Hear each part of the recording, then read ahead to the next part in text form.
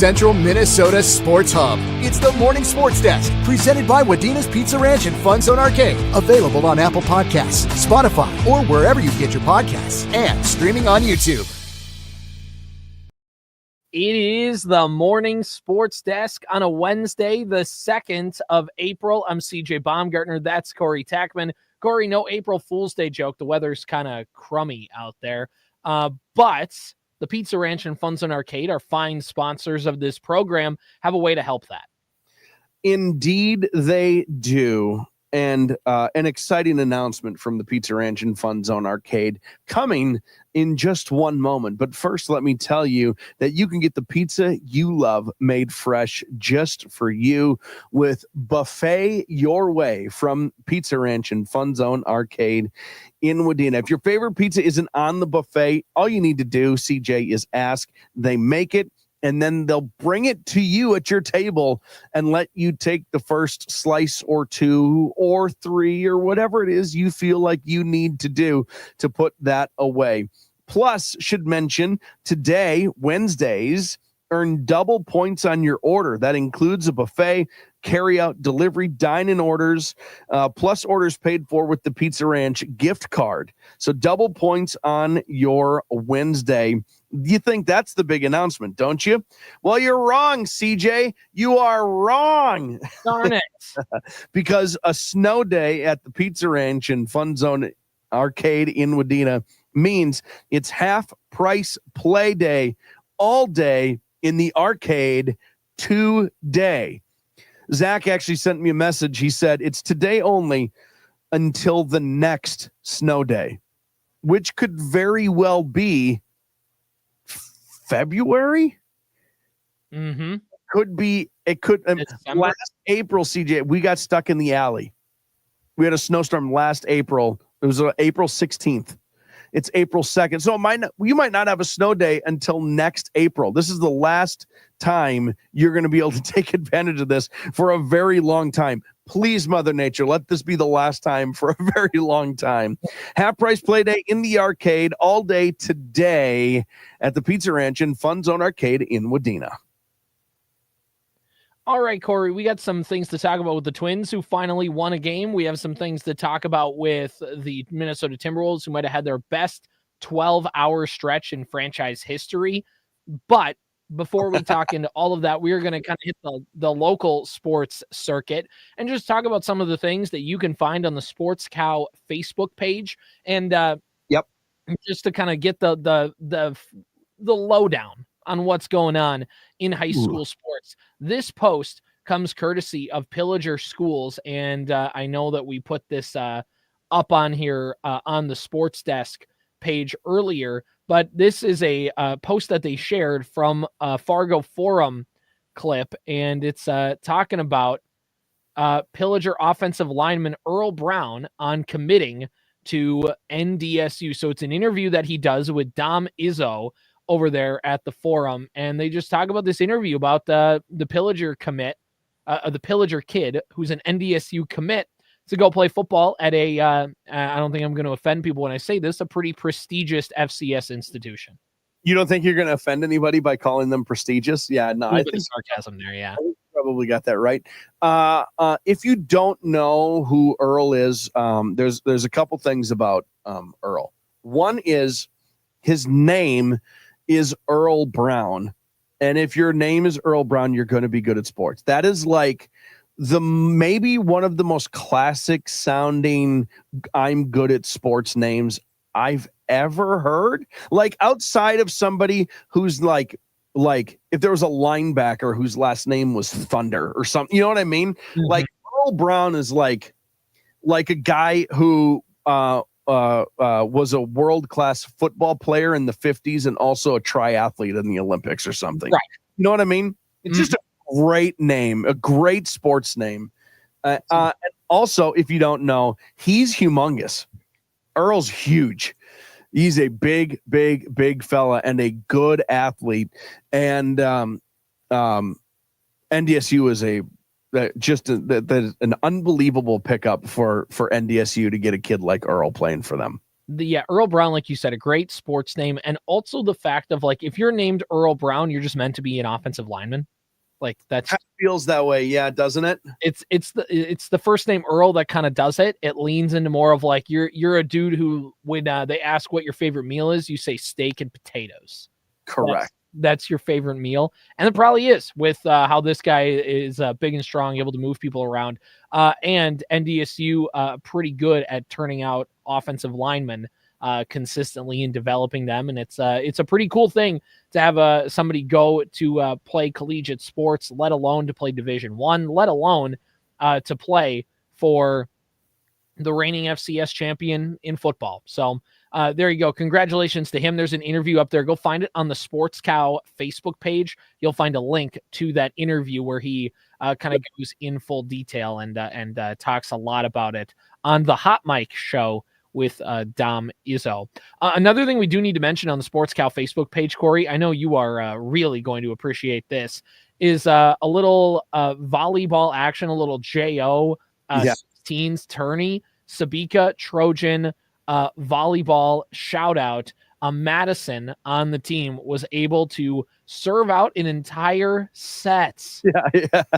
Entire set.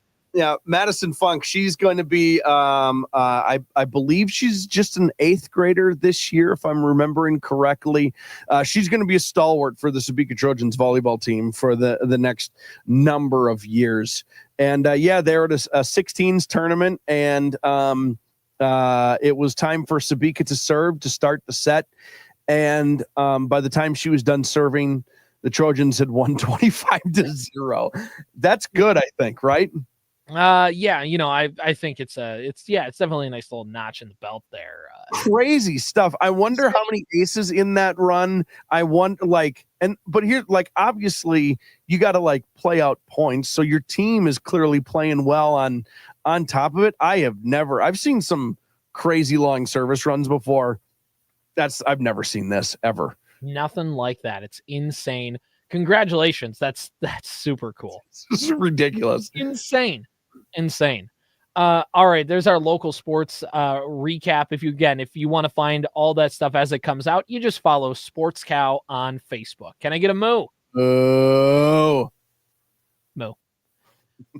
Minnesota Twins, Corey, they get back in the win column for the first time this season. It was an 8-3 victory over the Chi Sox yesterday.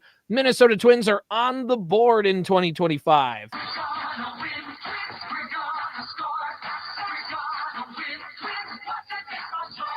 And they did watch that baseball soar. A 5-run 6th inning combined with a 3-run bomb from Harrison Bader. Bader, man. It's Bader. When I worked in TV, we had a camera guy who is like, and I mean this in a complimentary way. Just like, how you would picture a local TV camera guy is like this dude. He's like, we had a couple camera guys who were like this, like super tall, just like the nicest guy ever. Like, we'll just like super conversational, super chummy, like wearing the ball cap every single time and stuff like that. And every single time he'd look at somebody, like he'd walk in the newsroom and just look at our anchor and go, "Hanger," like every single time. Yeah, bud. Like that kind of vibe. Really enjoyed him. Great guy. But yeah, so every time I think of Bader, I would imagine him saying like, "It's Harrison Bader." Like you forget the E, you just go right to the BADR. Like you just Bader. Yeah. So was that the highlight? Was the 3-run blast there? Was that the highlight? Or how was the 6th inning? Definitely helped things out. The Twins were down 3-0. I know in our text thread, Zeke was very concerned. He was going to have to be the Detroit Lakes Easter Bunny. He put that out there to the world. I don't know why. I don't know what his thought process was. If he figured like he needed to sacrifice himself, it worked. The Twins get in the win column for the first time in 2025. They are 1-4. By the time some of you are listening to this, you might have heard the Twins game this afternoon. That is a 1:00 start. And if then we'll know if they're 1-5 or 2-4. But either way, they get into the win column. Simeon Woods Richardson gave them a nice little start. The bullpen did their job. Whether it was Varland, Alcala, Jax, and kind of cleaning things up throughout the day. The Twins bullpen did its job. And you kind of saw the blueprint of how the Twins want to win games, which is beat up on the White Sox. And the other blueprint on how you want to win games, which is have a nice start from your starting pitcher. Your offense does just enough, and your bullpen is able to hang on. The bullpen was able to keep the White Sox at bay, and then Bader launched a 3-run bomb in the top of the ninth to kind of allow the Twins to not have to use Duran, which means that now you have him for the getaway game, which if they might have needed him to pitch, in which case maybe you don't. So it's just a really good thing for the Twins to get in the win column for all of our sanities. Couple good things to see. Carlos Correa, despite not having a hit yet this year, made a couple really excellent plays in the second inning and in, I believe it was the seventh inning when the White Sox had, I believe it was maybe the bases loaded or runners on second and third, a ball screaming up the middle. Correa just snags and is able to keep a run off the board.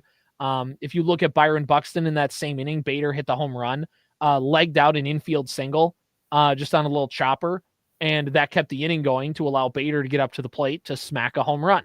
So there's a lot of things that just kind of went into that game where it was just a really good overall, just much cleaner. The Twins' 4 losses, obviously, not that, I mean, it's bad that they were losses, but it's also sloppy. There were just things where you're like, it's not competitive baseball. And that win, well, it's one win out of an 162 game season, is much more of how we expected this Twins team to play. What I like is that they played division opponents 16 times, right? Yeah, I think so. Roughly around there, 15 times 16. I think not before the 18. I think before the season started, I said they're going to be, they're going to go 14-2 against the White Sox this year. That's like, you can just basically count on that. And that's still in play. So that's good news. Right, exactly. The Twins were 12-1, I think, against the White Sox last year or something like that. They only had one loss. If they lose today, we can all know that they'll not lose against the White Sox the rest of the season. Exactly. So the law of averages works out. Plus, here's the other thing about the Twins' short start. The AL Central hasn't exactly fired off the cuff either. The Guardians, White Sox, Royals, and Tigers are all 2-3, while the Twins are 1-4. So it's not like last year where the Guardians shot out to like a 20-5 start. That's bad. Believe it or not, the AL Central is having a rough one. Now, to be fair, I believe the Tigers had to play the Dodgers to start the year and got swept. The Guardians have lost 2 games already against the Padres, who started the year 6-0. Like it's a rough start for them, but that's kind of what we expected out of this AL Central. So despite the 1-4 start, if the Twins can salvage a win today, the Astros have not had a great start to their season either when you go back to Target Field, and then you get to play the Royals and the Tigers for a few games each. So the point is, as long as you don't sink yourself and you get a win today and you get to 2-4, it's not great, but you can at least get out of there. You're not, like we've said, you can't win a division in April, but you can go 0-11 and sink yourself in April. You can lose it. You can lose the division in April. You can't win it. No, it's fine. We said it yesterday, even though it was doom and gloom yesterday, we were also like, it's early. Like until they go 0-11, it's probably going to be fine. By the way, 1-11 is still bad. So like it's not, you're also not completely out of the woods yet, but it's fine. Mm-hmm. The odds are it's going to be fine. Pablo Lopez on the bump today against the White Sox. That certainly helps. The other thing is too, anytime you can get yourself away from comparisons to 2016 is just a good thing for the Minnesota Twins. Correct. So they avoid going 0-11, which is an important first step. One last thing here before we wrap things up on the Twins, and then we'll talk about the Wolves. I did a little digging. I know we talked about whether the Twins were unlucky or whether they were just unproductive and kind of what that line was. So looking at things for the Twins and looking at some of the things, they had 14 runs through the first 5 games of the season. That's 27th in baseball. Their team 107, their 174 team batting average and 53 weighted runs created plus. Keep in mind, 100 is the league average, ranked 27th in baseball through the first 5 games. Again, very small sample size, but this is where we're looking at. Their negative half F WAR, so negative 0.5, Fangraphs WAR, 28th in the league. So is their 520 team on base plus slugging. A unit that prides itself on power only has 3 home runs through the first 5 games. Harrison Bader has 2 of them. Harrison Bader has 2 of them. I think Willie Castro has the other, just like we all predicted.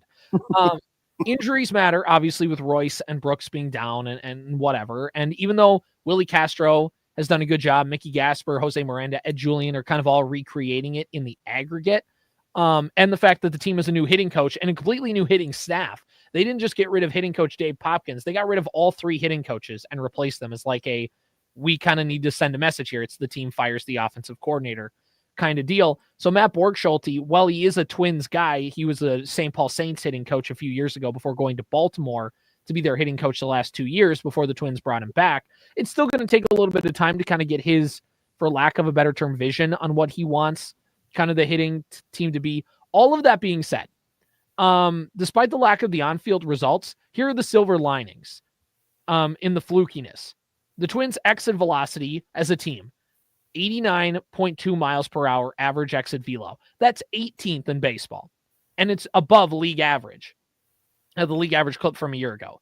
39.3% hard hit rate is 15th in baseball, which again, it's not like, oh my gosh, this team is a top 5 offense, but it's to say they're producing like the worst offense in baseball or one of, and they're actually more middle of the pack, the way that they're putting the bat on the ball and the way that they're doing some of this stuff. An important stat to remember here, despite the Twins going 1 for 9 with runners in scoring position on opening day, here's how they are this year with runners in scoring position as a total. A 736 OPS, which is 15th in the league so far, a 115 weighted runs created plus, which is 13th in Major League Baseball, and again, 100 is league average.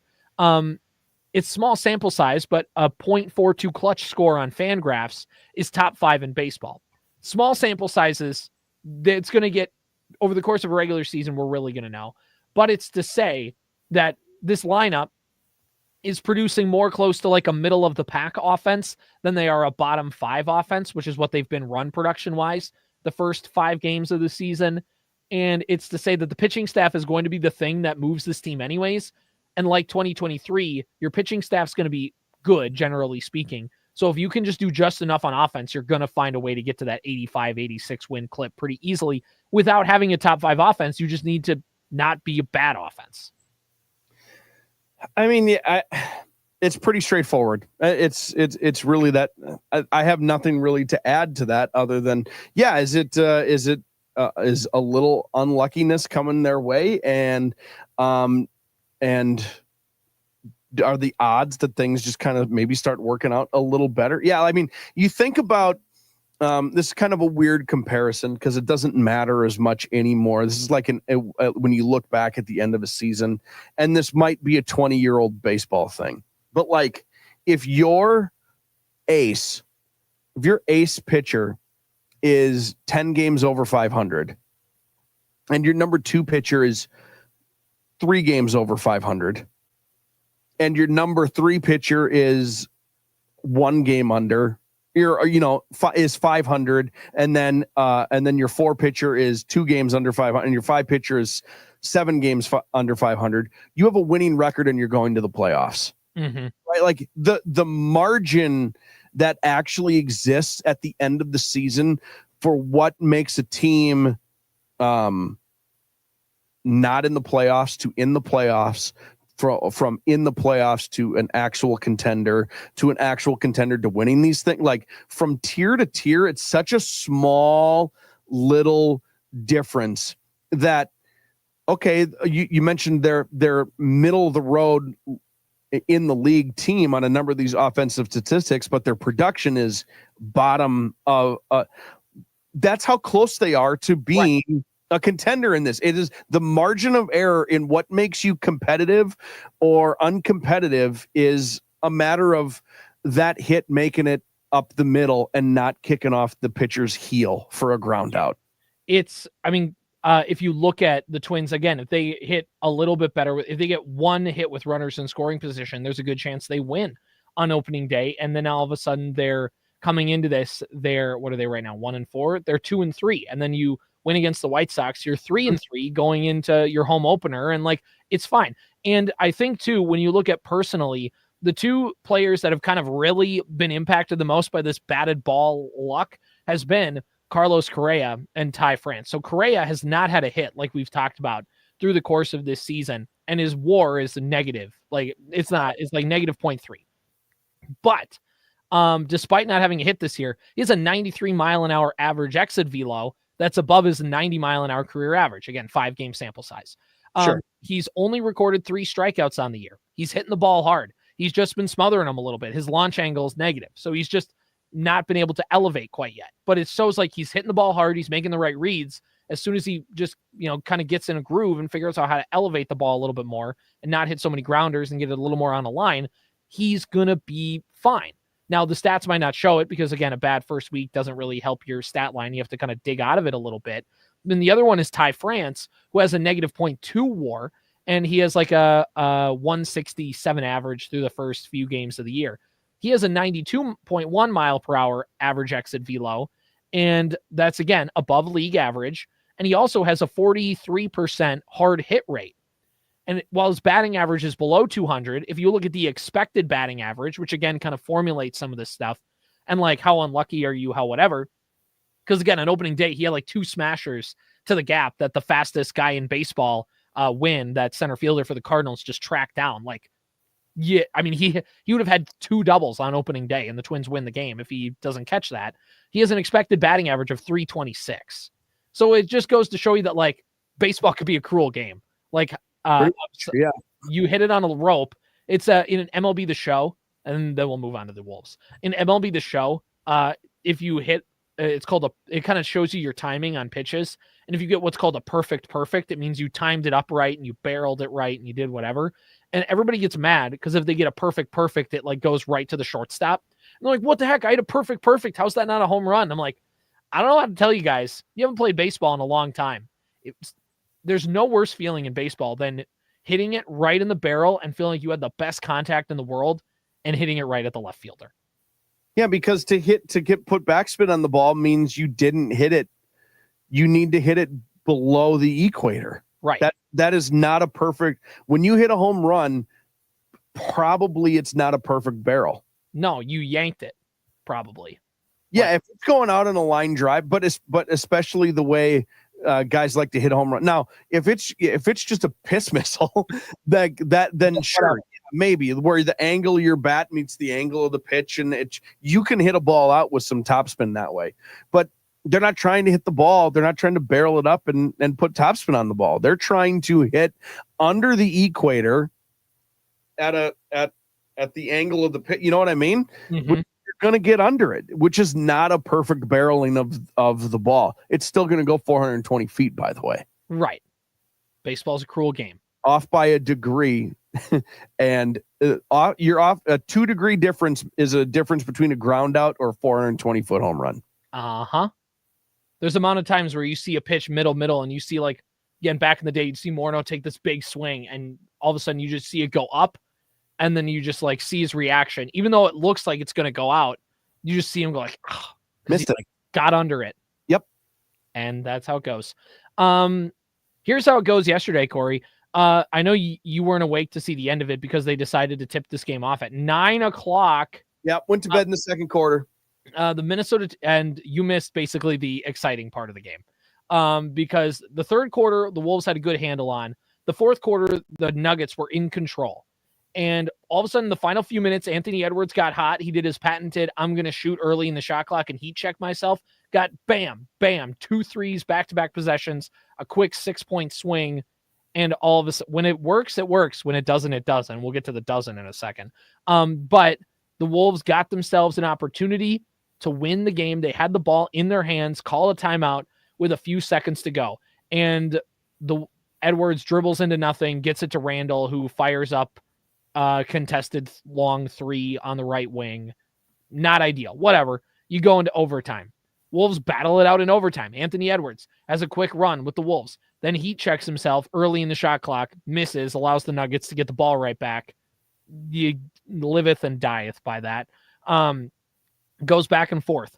We get to the end of the overtime period where the Wolves have a chance once again to win the game. They have the ball in their hands with a timeout. They do the inbounds play. And once again, dribbles into nothing. Anthony Edwards fires off an ill-advised long 3 from the left wing. That's contested. Like they just decide that they're not going to attack the rim at all when they are tied It's not like they're losing and they need a 3. Like, you just need a bucket. And they didn't. But at the end of the double overtime period, Wolves, Nugs, close one. Down by 1 point. The Wolves get the ball on an inbounds. And Anthony Edwards throws a pass that gets tipped. Russell Westbrook grabs it. And you think ball game. I was ready to shut it off, but I was like, whatever. I'm going to watch the final seconds here. Watch them slam it down. Harlan go crazy. Nuggets win.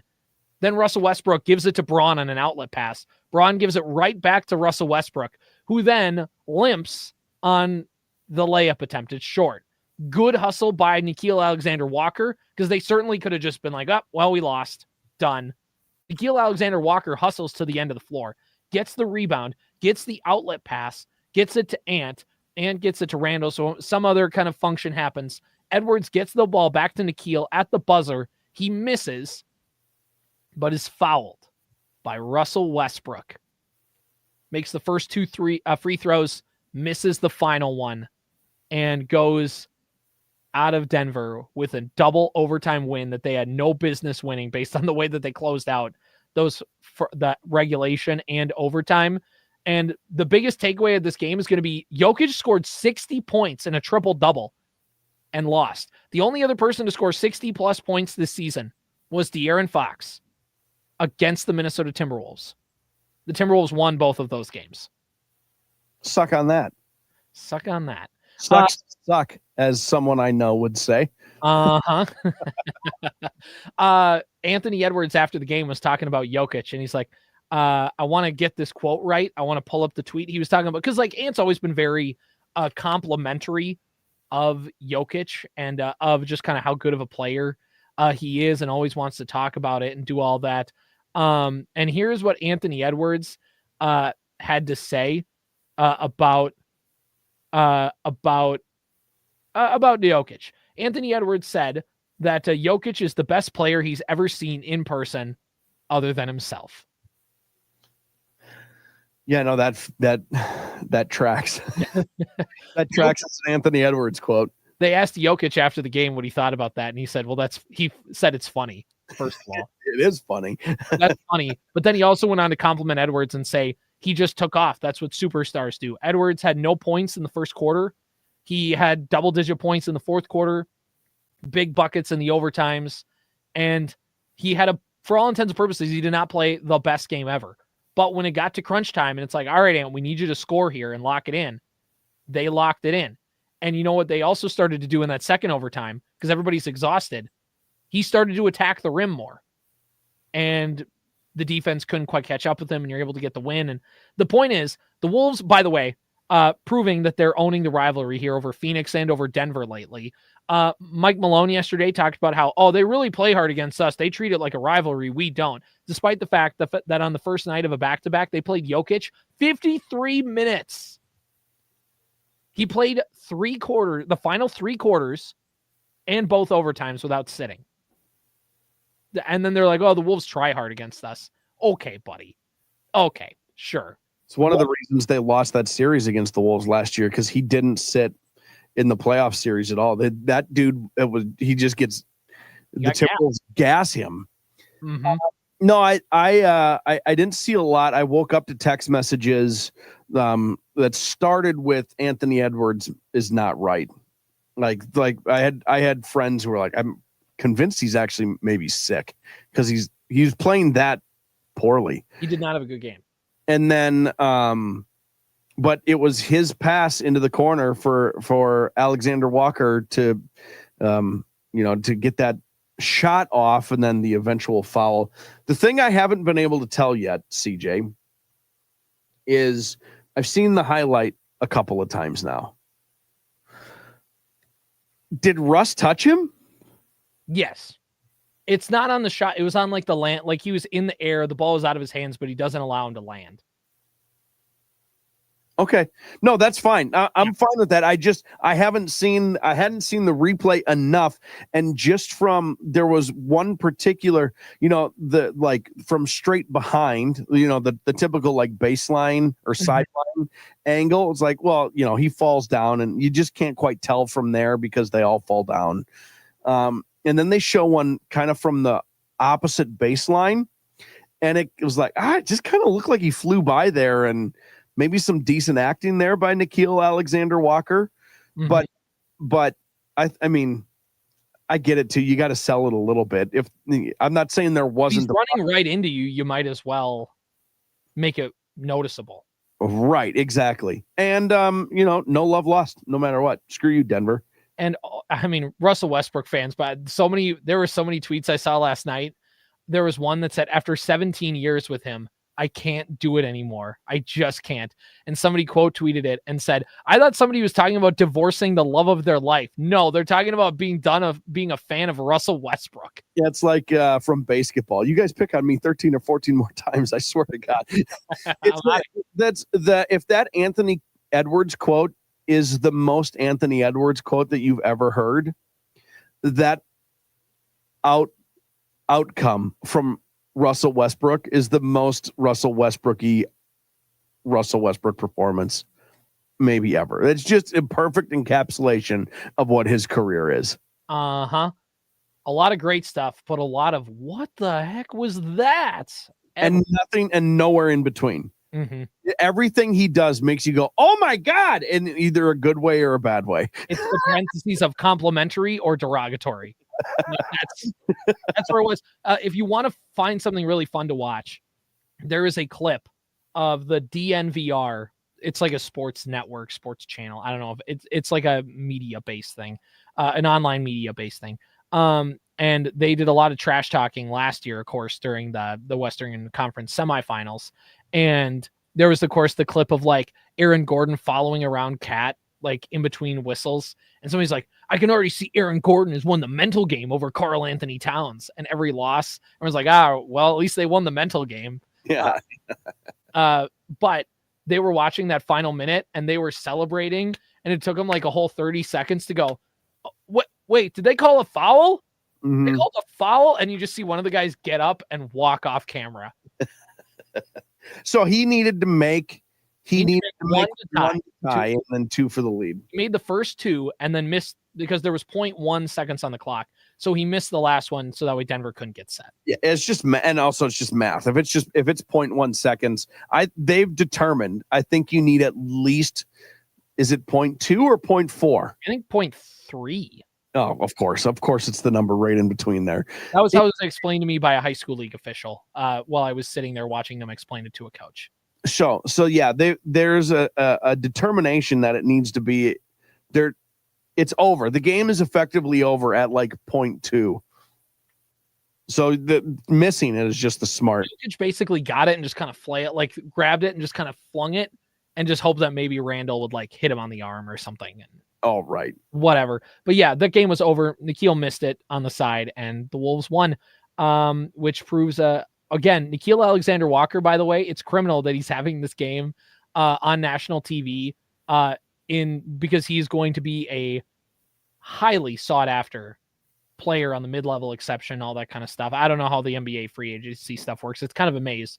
But the reason why you trade Karl Anthony Towns is not because you think you're going to be a much better basketball team without him on the floor.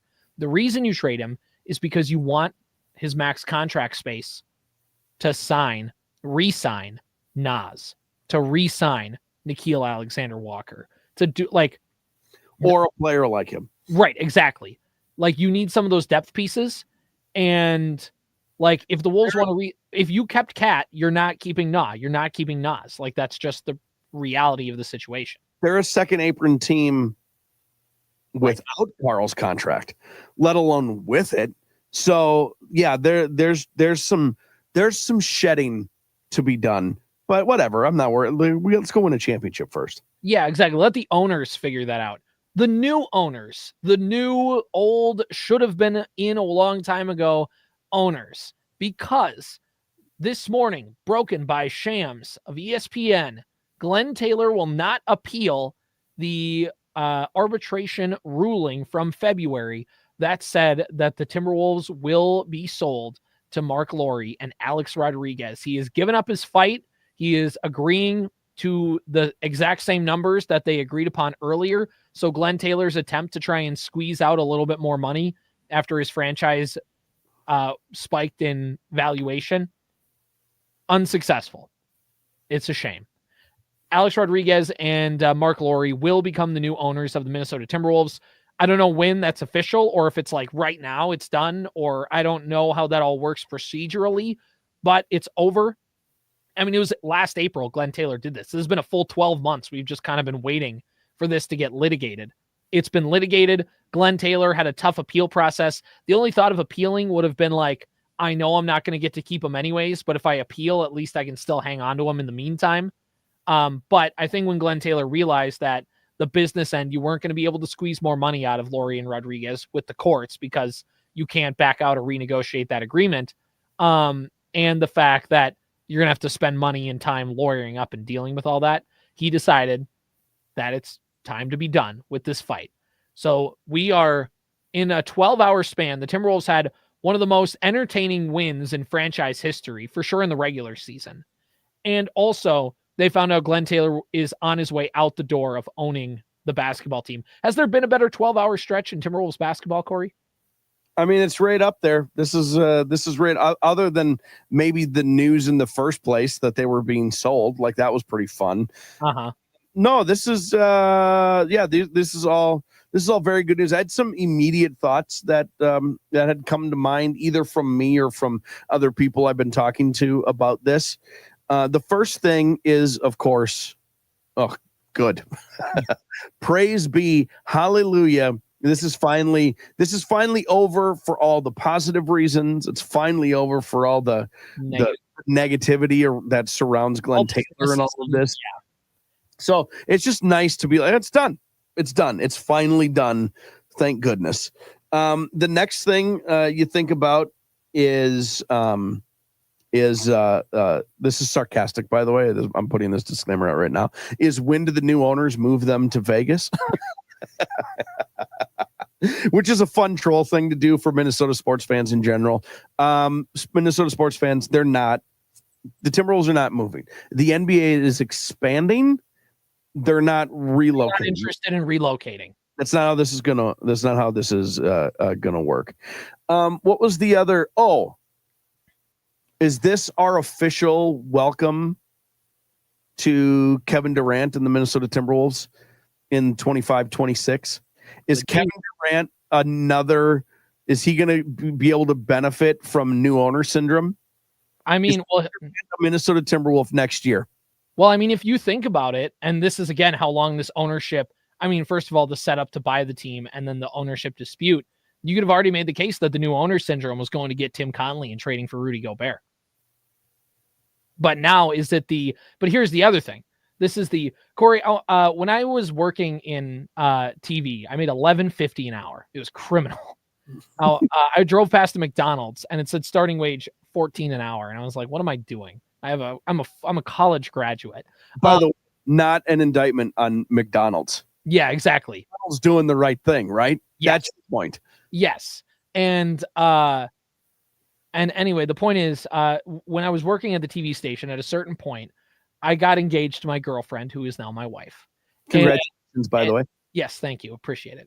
And on a Walmart run together, so I know it's true love.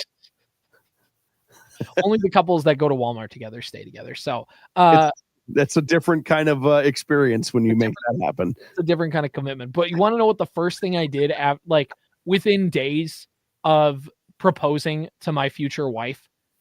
I bought a truck. Because your very own Kip Moore special. There was something about truck. When I bought it, by the way, I went to the TV station. One of the camera guys, every time I rode with him, we drive in the station car out of the lot, and he could see my car, and he'd just go, truck, yeah, like the Tim McGraw. But anyway, the point is that I felt emboldened. I was like, here we go. Like, all right, like this is gonna end. It was a bad financial decision that worked out because my wife is better than me and can bail me out of some bad decisions. But the whole point is, like, whether it's a good decision or not, you feel emboldened to kind of throw your weight around a little bit, for lack of a better term. And yeah, I mean, there's a good chance that those new guys, that they come in and they go, all right, this is fully our team now. We don't need Glen Taylor's rubber stamp over anything. We're going to have to pay a lot of money anyways. Let's go get Kevin Durant? It's possible. And there's plenty of time to talk about whether they should or shouldn't. And we've mentioned it on this program, but it's possible. Well, I mean, you mentioned Nickeil Alexander-Walker and what he's going to be owed.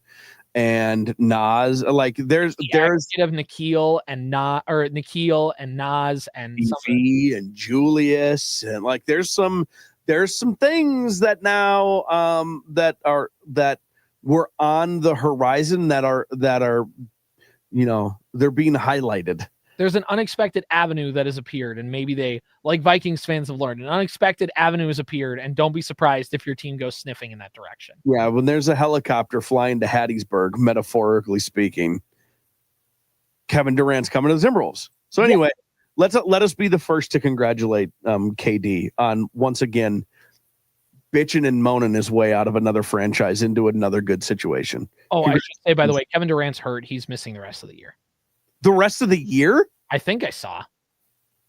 Oh, I thought it was just a week. Is that an updated announcement? Kevin Durant out at least a week. Okay, yeah, never mind. There was somebody who I saw was missing the rest of the season. Maybe it was Beal. I can't remember. They have another. Oh, so it's just another Phoenix Suns player. It's like the Suns are a mess, I think is the biggest way of saying it. They are an absolute mess. And he's going to be out of Phoenix. Good job, guys. By the way, who's the brother of the owner in Phoenix that's kind of nuked their fun young core for chasing star power? It's hard. I don't know. I'm not Facebook friends or social media friends with any of them. So why don't you clear that up? Yeah, no. Suns owner Matt Ishbia, brother of future White Sox owner and not Twins owner Justin Ishbia, who decided that it would be good to, again, become new owner syndrome. I'm going to go get Durant. I'm going to go get Beal. I'm going to trade all the young pieces because we need star power. And I want to show everyone that I'm going to go get stars, and then completely nukes the team's young core. The Suns made a finals 4 years ago. Yep. They're a shell of that. And they got some serious questions. I have have we had this conversation on here privately? I can't remember, but like I was wondering myself the other day, like who in 5 years is our opinion of like going to change the most about in sports? And the answer to me right now is Kevin Durant. And Kevin Durant's he's an all-time great. Yes. He's an he's probably a top 15 guy all time. Yeah. I mean, he's got a good case. Top 20 for sure. He's got the championship, which helps. He's got an MVP. He was in his peak. The things they were saying about him compared to some of the other superstars. And even now he can't stay healthy anymore. And he is just he just is an easy 23 a night. It's stunning what he is still able to do. He's just a straight up hooper. And that will always probably be the case until he can't move anymore. But there's going to be a moment where he's going to get his reclamation when it's all said and done. But the way people think about him, the way I think about him right now is a declining opinion of Kevin Durant, because he torpedoes every situation he's in. He's torpedoed every single one in his entire career. State. He torpedoed that. I mean, they were able to maintain because they had Steph and Draymond and Clay and Kerr and this organizational. They weren't building around Kevin Durant. Kevin Durant was joining them. Whereas the other spots he's gone. Here, they were gonna there's no reason that team couldn't have won like 4 titles in a row. It was insane. He torpedoed that too. And for himself, he torpedoes his situations everywhere he goes, and it's exhausting because he doesn't care. He just wants to go someplace to hoop and just hoop. And then he gets there and he just hoops, and everything around it is wrong. And then the players around it are wrong. And then he wants out. And it's just this cycle of doom. And I know 5 years after he retires, no one will think about that anymore, and they probably shouldn't.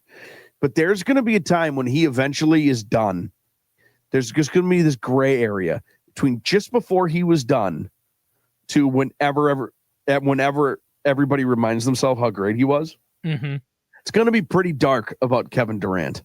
Yeah. I mean, he torpedoed his credibility when he went to Golden State, like his legacy, like whatever. Like he has rings, but do you look at Kevin Durant and go, that guy is like, not that those championships are null and void, but like, you know, everybody understands that like he went to a team that was already an NBA champion.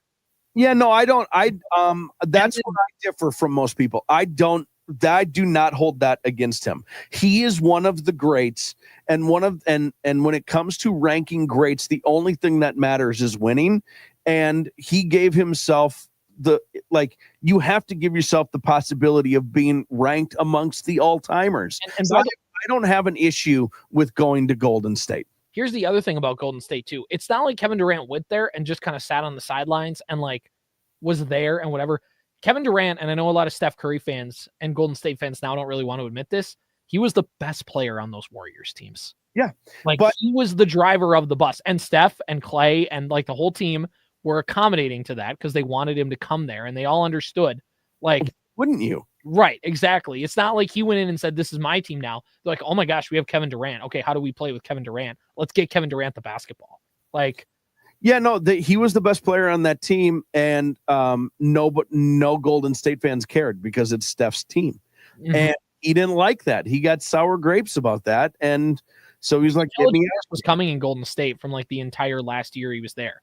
Like, because the team was ready for him to be done. He was ready to be done. And then he tore his Achilles on the way out the door and then went to Brooklyn and then went there with Kyrie and Harden, which looking back on it has got to be the funniest personality-wise combination ever. Right, but the reason that didn't work out was because Kyrie got weird. Like even the stuff that came out of Harden's camp was like, what's going on here, you guys? Right. You told me Kyrie was going to play and now he's not going to play. So Kyrie that weird. And then Kevin Durant he couldn't stay healthy and like that. I just don't. I mean, I know how starkly different players they are, and even on a tier. But like, what is the difference? What Kevin Durant is doing than everything Jimmy Butler's done with all of his teams? There isn't. The difference is that Kevin Durant is generational, and Jimmy Butler isn't. There's many Jimmy Butlers. Jimmy Butler's in the Hall of Very Good. Kevin Durant's in the Hall of Fame. Like, yep. That's the reason why his legacy is scrutinized much more is because you actually need to scrutinize it because you need to see how much it holds up with the greats. Right. Jimmy Butler also has A1 PR, by the way.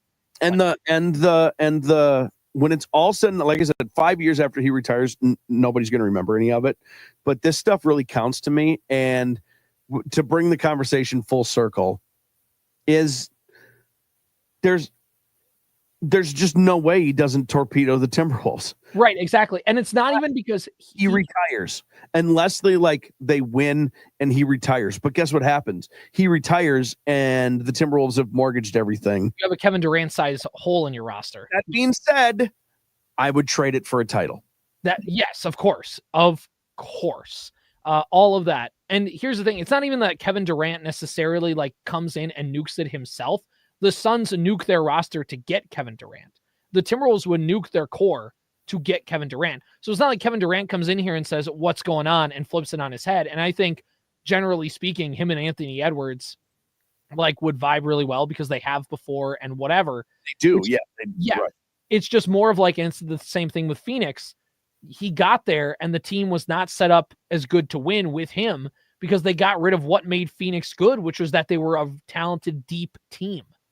And that's what the Timberwolves are deep and talented, and you lose that depth for star power. And it's not that you can't win, but it's that when things get tough and injuries happen and things you're not equipped to deal with that. And the Suns were not equipped to deal with that. And also the fit of Booker, Beal, Durant didn't work. You went through Monty Williams. You went through Frank Vogel. They're going to fire Bud after this year. Like, it's just been a mess in Phoenix. And it's partially Kevin Durant, but it's also partially just that organization has been trying to throw everything at the wall. It's mostly the Bradley Beal thing, but it's like sometimes the great players need to persevere through some of this stuff. And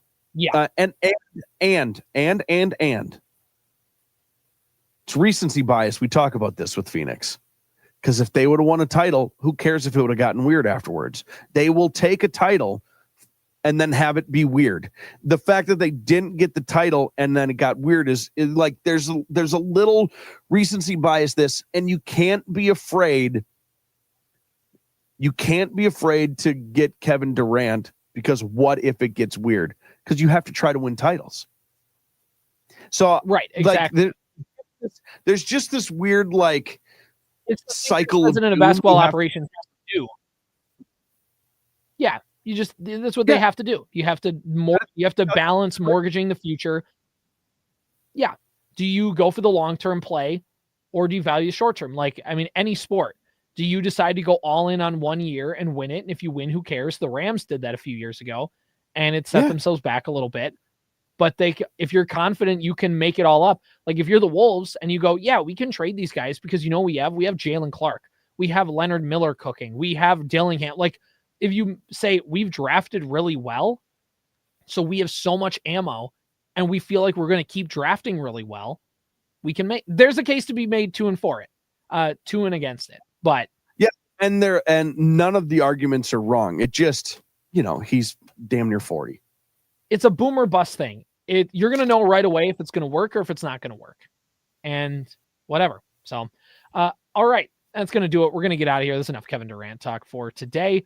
I'm CJ. That's always have, always will, unless he's in a Wolves uniform, in which case sign me up. I'm buying that jersey. Totally. See ya. Powered by Wadena's Pizza Ranch and FunZone Arcade.